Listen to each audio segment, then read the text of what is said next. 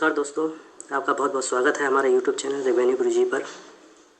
आज हम लोग जानेंगे खतौनी के बारे में कि खतौनी क्या होती है, इसमें क्या क्या जानकारी होती है और इसको कैसे समझा जाए। खतौनी जो होती है वो किसी व्यक्ति के खेतों का ब्यौरा होता है। उसका सारा खेतों का ब्यौरा, उसका क्षेत्रफल उसमें निहित होता है। तो इसमें सबसे पहले हम समझेंगे ग्राम।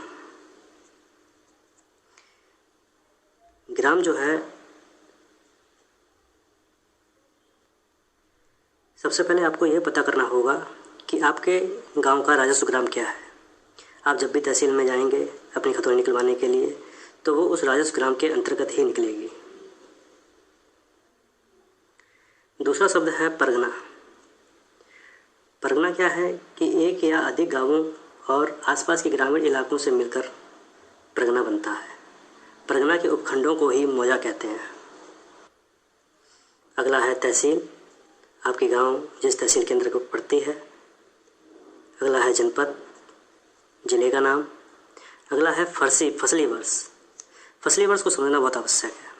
फसली वर्ष क्या होता है कि इसको कृषि वर्ष भी कहते हैं। फसली वर्ष प्रत्येक वर्ष 1 जुलाई से प्रारंभ होकर 30 जून तक चलता है। अब इसमें आप देख रहे हैं कि फसली वर्ष खतौनी का 1425 से 1430 तक है, यानी कि 1425, 1426, 1427, 1428, 1429, 1430, यानी कि 6 वर्ष, यानी कि 6 फसली वर्ष इसमें लगेंगे। इससे ये समझ में आता है कि ये जो खतौनी होती है हमारी, वो प्रत्येक 6 वर्ष में बदली जाती है। फसली वर्ष को निकालते कैसे हैं ये हम लोग जानेंगे। जैसे 2021 का हमको फसली वर्ष निकालना है, तो यदि हमको 1 जुलाई से 31 दिसंबर के बीच में फसली वर्ष जानना है कि इसके बीच में फसली वर्ष क्या था, तो हमको 2021 में 592 घटा देना है। उससे जो निकल के आएगा वो हमारा फसली वर्ष होगा। इसी प्रकार यदि आपको 1 जनवरी से 30 जून के बीच में फसली वर्ष निकालना है, तो उसी सन 2021 में से 593 को घटा देना है, तो जो निकल के आएगा वो हमारा फसली वर्ष होगा। लेकिन हम लोग 592 या 593 ही क्यों घटाते हैं, इसको जानते हैं। ये फसली वर्ष 1555 ईस्वी में शुरू किया गया था, जिसको 963 फसली वर्ष कहा गया है, या 963 फसली वर्ष उसको मान लिया गया। तो उस समय जो 1555 ईस्वी चल रहा था, उसमें से 963 घटाने पर 592 प्राप्त होता है। तो इस प्रकार से आप किसी भी वर्ष का आप फसली वर्ष निकालना चाहेंगे तो जुलाई से दिसंबर के बीच में आपको 592 घटाना है, और जनवरी से जून के बीच में अगर आपको फसली वर्ष पता करना है तो आपको 593 घटाना है, तो आपको फसली वर्ष प्राप्त हो जाएगा। यहाँ पर आपकी श्रेणी आ जाती है कि श्रेणी 1 का है तो ये आपका संकरण भूमिदर नंबर है। यहाँ पर यदि श्रेणी 2 है तो आपका संकरण भूमिदर, यानी कि आपकी पट्टी की भूमि है जो अभी तक संकरण नहीं हुई है। पट्टी की भूमि या आवंटन की भूमि, जिसको संकरण भूमिदर होने के लिए कम से कम 5 वर्ष की आवश्यकता होती है। 5 वर्ष के पहले उसको संकरण भूमिदर नहीं किया जाता। ये पहले 2016 से पूर्व 10 वर्ष का समय इसमें लगता था। 10 वर्ष के पश्चात ही पट्टे की भूमि को संकरण भूमिदर का आदेश या दर्जा प्राप्त होता था। यहाँ पर अंकित होता है खतौनी खाता संख्या, यानी खतौनी खाता की क्रम संख्या। इसके बाद आ जाता है खातेदार का नाम, उसके पिता का नाम और उसका निवास स्थान, ये अंकित होता है। इसके बाद में आगे जो आता है इसका भौमिक अधिकार प्रारंभ होने का वर्ष, यानी कब से उसने जोतना स्टार्ट किया या कब से उसका कब्जा स्टार्ट हुआ है। इसको कहते हैं गाटा संख्या। ये बहुत ज़रूरी चीज़ है।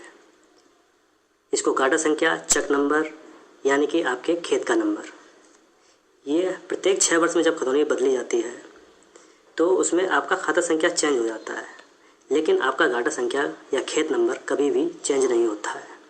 ये हमेशा चकबंदी जब आपके यहाँ होगी तभी ये गाटा संख्या चेंज होगा, अन्यथा आपका कभी भी गाटा संख्या चेंज नहीं होगा। ये है उस गाटे का क्षेत्रफल, यानी कि उस खेत का क्षेत्रफल, जो कि हेक्टेयर में है, 0.777 हेक्टेयर। अब क्या है कि वर्तमान समय में सारी खतौनियाँ भारत में जितनी भी खतौनियाँ हैं, जितने भी प्रदेशों में खतौनी चल रही हैं, वो सभी हेक्टेयर में ही है। इससे पहले आज से काफ़ी 20 वर्ष पूर्व खतौनी एकड़ में बनती थी बिस्वा में, लेकिन उसकी वजह से कहीं कहीं कच्चा बीघा है, कहीं पक्का बीघा है, इस वजह से काफ़ी प्रॉब्लम्स आती थी। तो इसलिए जब से ऑनलाइन हुई है ये स्टार्ट, तो इसको हेक्टेयर में ही बनाया जाता है। अब इस हेक्टेयर को हम कैसे समझें कि ये हमारा खेत कितना बीघा है या कितना वर्ग मीटर है, कैसे समझें। अब ये जो हमारा क्षेत्रफल है वो हेक्टेयर में है, 0.777 हेक्टेयर। अब इसको हम लोगों को वर्ग मीटर में बदलना है, तो हम लोग क्या करेंगे कि 0.777 हेक्टेयर में 10,000 का गुणा कर देंगे। तो इससे हमको जो प्राप्त होगा वो 7,770 वर्ग मीटर प्राप्त होगा। यानी कि 0.777 हेक्टेयर आपका 7,770 वर्ग मीटर के बराबर है। ऐसा क्यों है? क्योंकि एक हेक्टेयर में 10,000 वर्ग मीटर होते हैं। इसी प्रकार 2815 या फिर पूरे खाते का ही क्षेत्रफल ले लेते हैं। जैसे पूरे खाते का क्षेत्रफल जो हेक्टेयर में है 2.391 हेक्टेयर। अब 2.391 का हम मल्टीप्लाई कर देंगे 10,000 में, तो हम लोगों को प्राप्त होगा 23,910 वर्ग मीटर। अब यदि 0.777 हेक्टेयर को हम लोग हेक्टेयर को एकड़ में बदलना है, तो हमें क्या करना है? 0.777 में भाग 0.4047, तो हमको प्राप्त हो जाएगा 1.92 एकड़, यानी कि 1 एकड़ 92 डिसमिल इसका एकड़ में रकबा निकल आएगा, यानी कि 192 बिस्वा।